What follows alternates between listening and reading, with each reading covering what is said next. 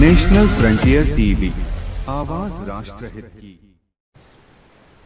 नमस्कार दर्शकों, आज हमारे इस विशेष कार्यक्रम में हम जानेंगे तिरंगे के बारे में। विजयी विश्व तिरंगा प्यारा, झंडा ऊंचा रहे हमारा। तिरंगा हमारे देश की आन बान और शान है। अवसर है तिरंगे के जन्म दिवस का। दूसरे महान क्रांतिकारी मंगल पांडे का भी आज दिवस है, उन्हें भी हम याद करेंगे। और इन सभी विषयों को हम शायद बिरले ही इंदौर और इंडिया में लोग हैं जो तिरंगे के बारे में इतना शोध करके बैठे हुए हैं। हमारे साथ हैं आज तिरंगा अभियान के प्रमुख रवि अतरोलिया साहब। बहुत बहुत स्वागत है आपका। दो अवसर हैं सर, और इस बार तो इस अमृत महोत्सव में जैसे हर हर मोदी घर घर मोदी, वैसे ही उससे कहीं बढ़ के हर घर तिरंगा। तो इस विषय में आप क्या कहना चाहेंगे? आप देखिए, आजादी का अमृत महोत्सव तो है और इसमें मोदी जी ने जिस अभियान की शुरुआत की है, मेरे ख्याल से ठीक शुरुआत की है। लेकिन मैं ये बता देना चाहता हूं कि तिरंगा अभियान के अंतर्गत पिछले 8 वर्षों से मैं इन स्कूलों में, संस्थाओं में जहां पर भी जा रहा हूं, वहां पर मेरी 2 मांग रहती हैं। एक मांग ये कि हम तिरंगे झंडे का जन्मदिन मनाएं, क्योंकि आज की पीढ़ी Valentine day, friendship day, mother's day, father's day, न जाने कौन कौन डे मनाती है, मगर तिरंगे का जन्मदिन नहीं मनाती। तो मैंने तो शुरुआत की, तिरंगे के जन्मदिन मनाना शुरू करें। और उसी के साथ में ये कहता था कि हर 15 अगस्त, 26 जनवरी और राष्ट्रीय पर्वों पर अगर हम अपने घरों पर स्वेच्छा से तिरंगा लगाएं, जैसे कि हम होली दिवाली स्वेच्छा से मनाते हैं, ईद स्वेच्छा से मनाते हैं, ऐसे ही हम राष्ट्रीय पर्वों को मनाएं और अपने घरों पर तिरंगा लगाएं। ये मैं 8 साल पहले से कर चुका था और ये अभी शुरुआत हो रही है आजादी के अमृत महोत्सव में। लेकिन हम ये ना भूलें कि राष्ट्रध्वज तिरंगे का भी यह 75वां वर्ष है, यानी कि उसका भी अमृत महोत्सव जन्म दिवस है। इस बार आपको शासन प्रशासन का सहयोग शायद पहली बार मिल रहा है इस अभियान के लिए, क्या कहना चाहेंगे? हाँ, बिल्कुल बिल्कुल। पिछली 11 तारीख को जब राज्य शासन के निर्देश जिला प्रशासन के पास आए, तो माननीय हमारे जिलाधीश मनीष श्रीवास्तव साहब का मेरे पास फोन आया था कि हर घर तिरंगे का कंसेप्ट आया है, पर हमें जो आजादी के अमृत महोत्सव में करना है और हम आपकी सेवाएं चाहते हैं। तो जो स्मार्ट सिटी का ऑफिस है नेहरू पार्क में, वहाँ पर मुझे आमंत्रित किया गया है। अपना एडीएम जो है पवन जैन साहब और अभय बेड़ेकर साहब जो है, इन दोनों के द्वारा, प्लस नगर निगम श्रीमती प्रतिभा पाल द्वारा भी मुझे सूचना दी गई। कलेक्टर महोदय ने उन्होंने कहा होगा तो दिया। तो वहाँ पर मेरे ऊपर 2 जिम्मेदारियां दी गई हैं। एक तो ये कि जो तिरंगे झंडे शासन बनवा रहा है या खरीदेगा, तो मैं उसमें ये देखूं कि वह स्टैंडर्ड फ्लैग की डेफिनेशंस को फुलफिल कर रहा है या नहीं, मसलन चक्र छोटा बड़ा तो नहीं हो रहा, वगैरह वगैरह वगैरह। एक तो वो जिम्मेदारी मिली है। दूसरा ये कि लोगों को जागरूक करना है कि हर घर तिरंगा इस आजादी के अमृत महोत्सव पे हम लगाएं। तो ये भी मैं वचनबद्ध हूँ और उसके लिए उन्होंने शिक्षा विभाग के जिला शिक्षा अधिकारी को और हायर एजुकेशन के अधिकारी को पाबंद किया है कि वो मुझे स्कूलों और संस्थाओं तक ले जाएं, ताकि मैं लोगों को प्रेरित कर सकूं। और तीसरा ये कि ये झंडे चूंकि घर घर लगना है, 11 अगस्त से 17 अगस्त तक लगना है, तो ऐसी स्थिति में शाम को इन झंडों का क्या होगा, इन्हें उतारा जाएगा या नहीं? तो मैंने यही कहा था कि जो 21 बाई 14 फीट से बड़े और बहुत बड़े झंडे हैं वो तो 24 घंटे लगाए जा सकते हैं, लेकिन 21 फीट बाई 14 फीट से छोटे झंडे जो भारत सरकार के मानक ध्वज हैं, अगर उस साइज के झंडे हम लगाते हैं तो उन्हें शाम को सूर्यास्त के समय उतारना जरूरी है। तो इसके लिए प्रशासन ने ये कहा है कि वो इसकी व्यवस्था करेंगे कि लोग ध्वज को शाम को डंडे में से निकाल लें और सुबह उसको फिर लगा लें। तो इस तरह से ये 3 दायित्व हैं कि एक तो मानक देव बने बटे वो हो, दूसरा प्रचार प्रसार करना है, लोगों में जागरूकता लाना है, तीसरा यही कि वो शाम को झंडे उतर जाएं। इसके लिए मैं भी उनके साथ रहूंगा। तो ये मुझे निश्चित प्रशासन ने एक जिम्मेदारी दी है। इस ध्वज के मानक के बारे में कुछ बताएं आप हमें। हाँ बिल्कुल, बहुत सही है, क्योंकि अधिकतम लोगों को यह नहीं जानकारी कि भारत का राष्ट्रीय ध्वज का मानक क्या हो। तो मैं ये बताना चाहूंगा कि भारतीय राष्ट्रीय ध्वज का जो आकार है वो लंबाई 3 हो और चौड़ाई, सॉरी माफ करेंगे मुझे, 2:3 में चाहिए। और 2:3 का मतलब यह है कि ध्वजदंड की तरफ वाला हिस्सा 2 रहेगा तो सामने फहराने वाला हिस्सा 3 रहेगा, इस तरह से उसका रेशियो रहेगा। और ये 3 रंग होंगे इसमें, क्रमशः केशरिया, सफेद और हरा, और तीनों समान रंग की पट्टियां इसमें होगी। सफेद रंग की पट्टी के बीचों बीच अशोक का धर्म चक्र को, जिसे हमने प्रगति चक्र के रूप में लिया है, वह चक्र 24 सलाखों वाला नीले रंग से बीचों बीच अंकित होगा और ध्वज के दोनों तरफ से दिखने वाला भी होगा। इसमें मैं अब लगे हाथ एक जानकारी ये भी देना चाहूंगा आपको कि ये तो थे उसके मानक, मगर जो मानक ध्वज के हमारे जो रूप बताए गए हैं वो ये है कि ध्वज खादी का भी हो सकता है, खादी सिल्क का भी हो सकता है और ऊन से भी बनाया जा सकता है। हम सरकारी बिल्डिंगों पे जो ध्वजों को देखते हैं वे ISI वाले खादी के ध्वज होते हैं, और इस ISI वाले खादी के ध्वज की विशेषता ये है कि वे ध्वज एक विशिष्ट प्रक्रिया से बनाए जाते हैं, जैसे कि ध्वज के कपड़े का सूत जो है, धागा, वो हाथ से काता जाएगा और कपड़ा भी हाथ से बुना जाएगा, उसमें कोई मशीन का इस्तेमाल नहीं होगा। और 205 ग्राम खादी से 1 वर्ग फीट कपड़ा ही तैयार होगा, ये उसके मानक है, ISI वालों ने मान के रखे हैं। और इस तरह से भारत में उत्तरी कर्नाटक के जिला धारवाड़ में गर्ग नामक गांव है, वहां पर स्वतंत्रता संग्राम सेनानी इसी प्रक्रिया पर ध्वज का निर्माण कर रहे हैं, कपड़े का निर्माण कर रहे हैं। वे सिर्फ थान बनाते हैं और वो थान हरा रंग और केसरी रंग होने के लिए बॉम्बे भेजा जाता है, और उसका रंग होकर जब आता है तब वापस इनकी सिलाई जब वो करते हैं तो दोनों रंगों को सिलाई करने के लिए भी हाथ से कते हुए सूत का ही सिलाई होती है।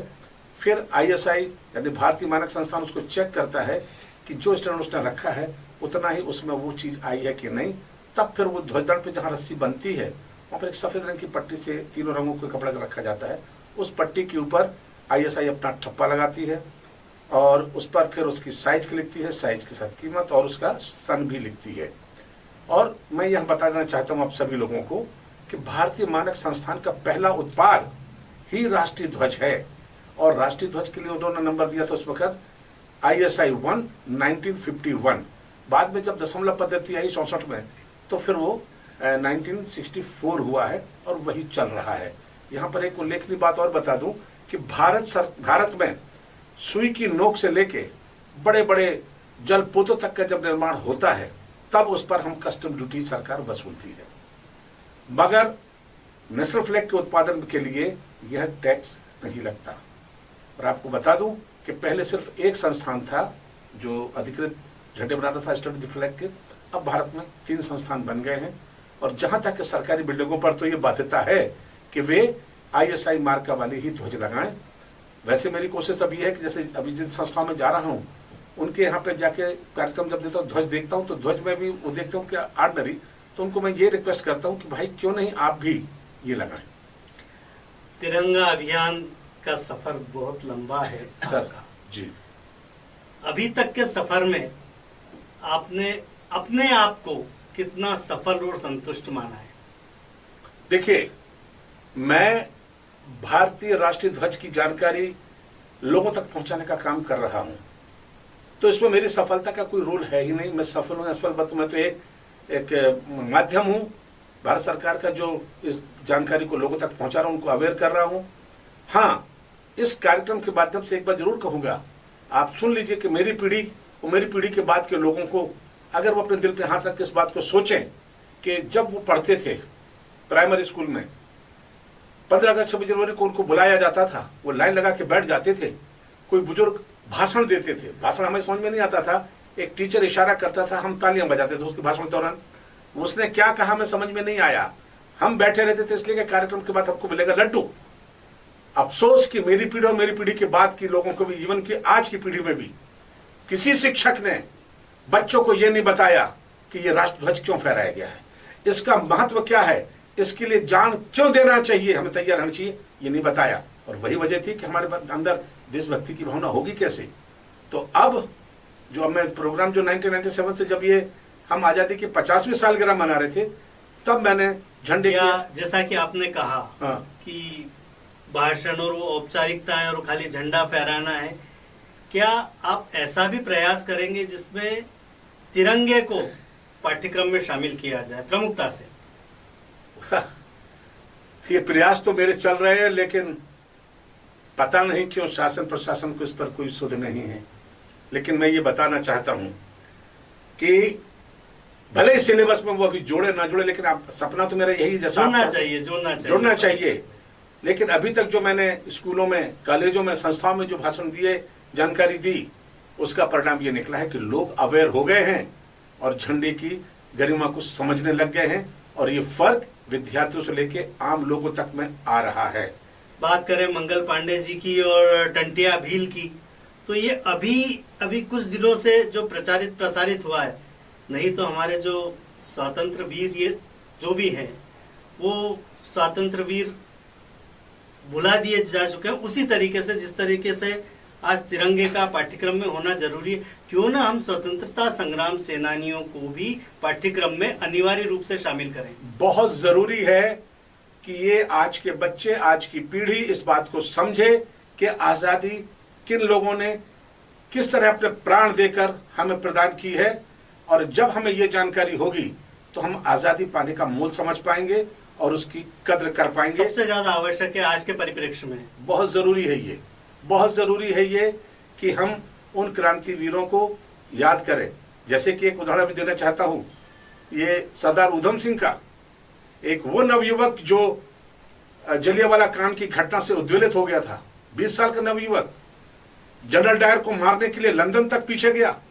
और देखिए, बदला लेने की सब्र का इंतहा, बता दूं कि 20 साल तक वो लंदन में इस बात के प्रयास करता रहा कि मैं भारत के निरीह लोगों की हत्या का बदला मैं कैसे लूं। जनरल डायर जिसने गोली चलाई थी, वो तो खैर अपनी मौत मारा गया, बट वहां का जो गवर्नर था माइकल ओडायर, वो जिंदा था, जिसके दिशा निर्देश पर जनरल डायर ने कार्रवाई की थी। उसे उसने भरी सभा में गोलियों से भून दिया था, वंदे मातरम के नारे लगाता रहा और भागा नहीं, पकड़ा गया। मजेदार बात ये जज्बा देखिए कि अदालत में ये लोगों को, जब बच्चों को आज की पीढ़ी को पता चलेगा ना, तो उन्हें समझ में आई कि भारत की अस्मिता के सम्मान कैसे करना है। अदालत ने उससे कहा कि अगर तुम अपनी इस हत्या को लेकर पश्चाताप करते हो, माफी मांगते हो, तो तुम्हारी मृत्यु दंड को हम आजीवन कारावास में बदल देंगे। उस वक्त सरदार उधम सिंह के जो शब्द थे, वाकई हमारे खून में जोश पैदा कर देते। उसने कहा कि मैंने अपने देश के निर्दोष भारतवासियों के हत्यारे को उसी के घर में कुत्ते की मौत मारा है, अब मैं अंग्रेजों की जेल में जिंदा रहना नहीं चाहता। और उसे मौत मिली, फांसी मिली। तो जब ये बातें हमारे आज की पीढ़ी समझेंगे, तो समझेंगे कि हमें देश के लिए कैसे मर मिटना है। तिरंगे को लेकर के आप हमारे चैनल के माध्यम से क्या अपील करना चाहेंगे? मैं यही अपील करना चाहूंगा कि राष्ट्रध्वज तिरंगे का हम खुद सम्मान करें, सम्मान कराएं, और जैसा कि अभी घर घर तिरंगे का अभियान चल रहा है, तो ये 15 अगस्त 2022 तक ना रखें। मैं तो ये कहता हूं कि 15 अगस्त, 26 जनवरी और 22 जुलाई, इन दिनों भी हम सम्मान के साथ अपने घरों पर, प्रतिष्ठानों पर, संस्थाओं में हम सगर्व झंडा फहराते रहें। भारत माता से ये प्रार्थना करते हैं कि आपका ये तिरंगा अभियान फले फूले बढ़े और घर घर तक आपका जो संदेश है ध्वज फहराने का, ये आत्मसात हो, लोग अपने घरों में तिरंगा लगाए। बहुत बहुत धन्यवाद। राजेश भाई, यहाँ पर मैं एक बात और जोड़ना चाहूंगा प्लीज जी। ये अभियान, आपने कहा कि आपका ये अभियान, मेरा नहीं है। ये अभियान सारे भारतवासियों का है। ये अभियान किसी रवि अत्रोलिया का नहीं है, सारे भारतवासियों का। मेरी अपील यही है कि जिस तरह से हम होली, दिवाली, ईद स्वेच्छा से मनाते हैं, बगैर किसी प्रेशर के, जैसे कि अभी हम घर घर तिरंगा की बात करें तो ये थोड़ा सा फोर्स के साथ आ रहा है, तो ऐसा ना हो, बल्कि अब हो कि स्वेच्छा से हम राष्ट्रीय पर्व को मनाएं, तभी हम सच्चे भारतीय कहलाने के लिए हकदार होंगे। आपने मुझे बुलाया, सुना, धन्यवाद। बहुत बहुत धन्यवाद।